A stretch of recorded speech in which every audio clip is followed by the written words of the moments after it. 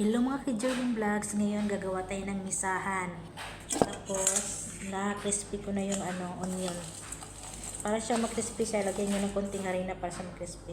Ihalo ko itong manok. Iiwain ko lang ito ng sobrang maliliit.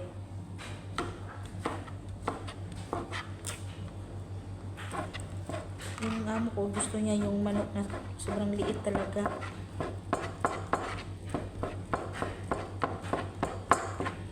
Ganito lang siya plito, yan. Ang gusto ng amo ko.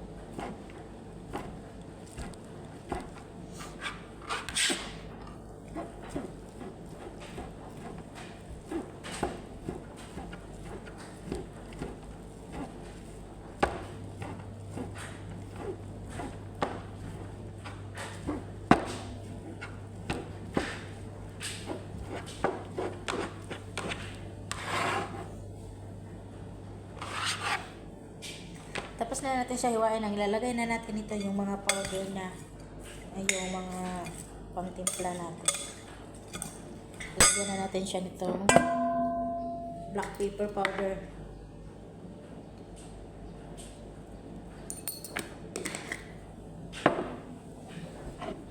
Dito sa likod ng mga ano ko. Ito yung samak powder ba? Samak powder ba ito?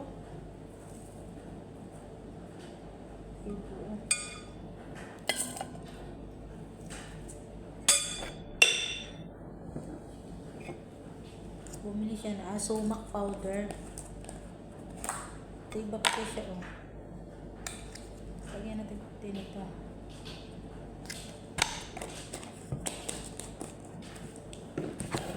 Tapos asin.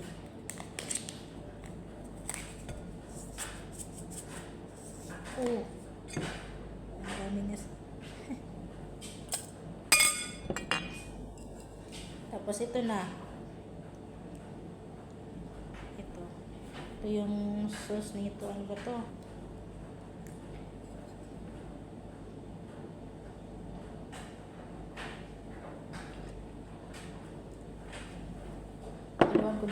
Lagyan din natin siya nito konti.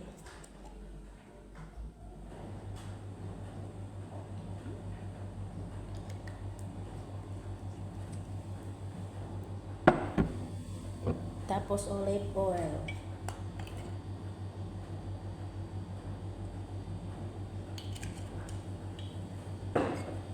I-mix lang siya. Tapos pagkatapos nyo siya i-mix, titikman nyo siya kung anong lasa, kung anong gusto nyo lasa.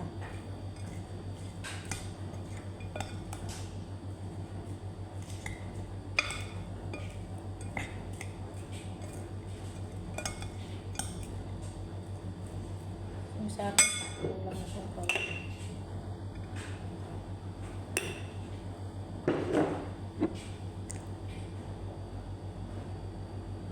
Mag-add lang kayo na mag-add kung sa tingin nyo kulang pa yung timpla niya.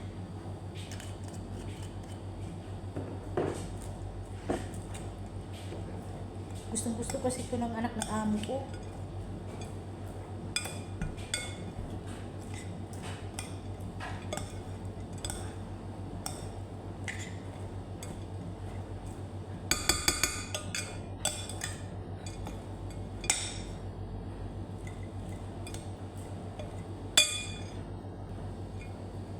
Tikman ko na siya.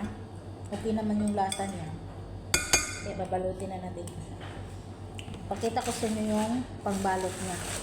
Ito yung pangbalot niya. Ito. Gugupitin ko lang yan ng mahaba at maliliit. Dito na natin siya ilagay kasi i-oven man natin siya. Kaya dito natin siya ilagay. At butit-butitin na natin siya.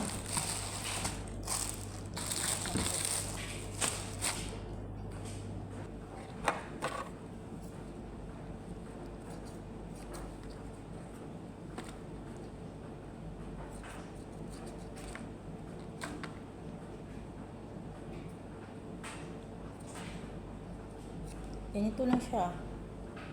Ganito lang. Silaw yung araw kasi yung malapit ako sa bintana.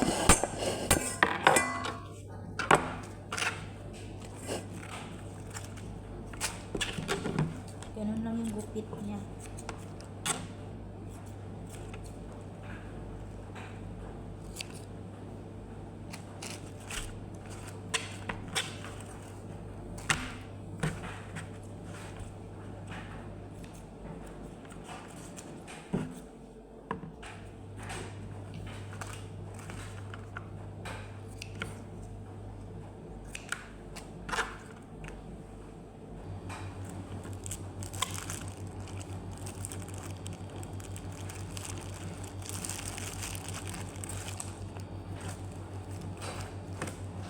Medyo may yellow pa yung ano, pagbalot niya. Ayun mo. Medyo may yellow pa siya.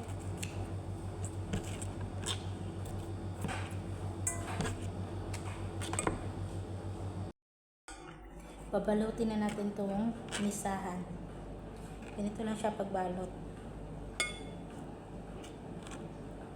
Yan, tapos i-roll lang siya. Ganun lang siya kadali. Yan. I-roll lang siya ng i-roll. Iikot ng iikot hanggang mahilo. Ay, ganun.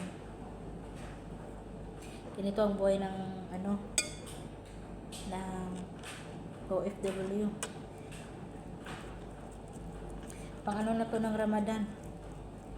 Nag-start ng Ramadan ng March 11. Ngayon, March 31 na. Pang ilang days na to. Matapos na Ramadan dito, April 12. Ito namang misahan na to, papagawa na to sa amo ko kapag may okasyon, ganun lang. Ramadan. Pero pag ano lang, dito to gagawin. May business din yung amo ko na yan eh. Chocolate. Pag andito yung anak niya may order, gagawa ako. Dito sa ibang bansa, marami talagang matutunan pagluto-luto.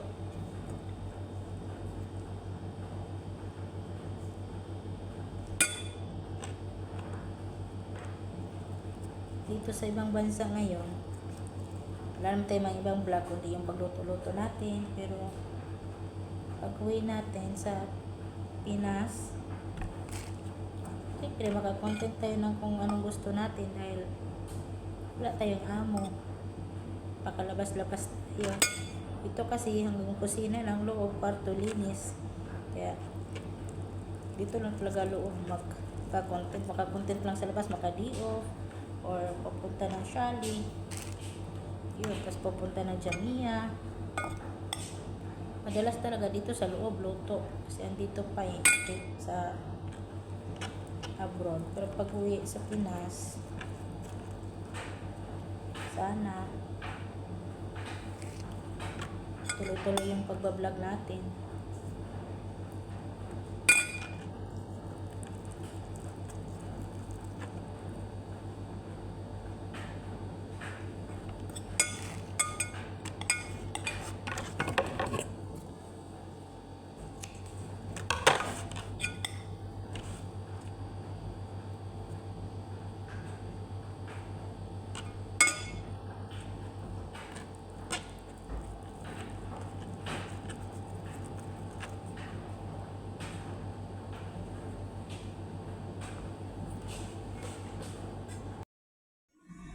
Ayan na po mga ka-journey vlogs. Ayan na po lahat yung nabalot natin na misahan.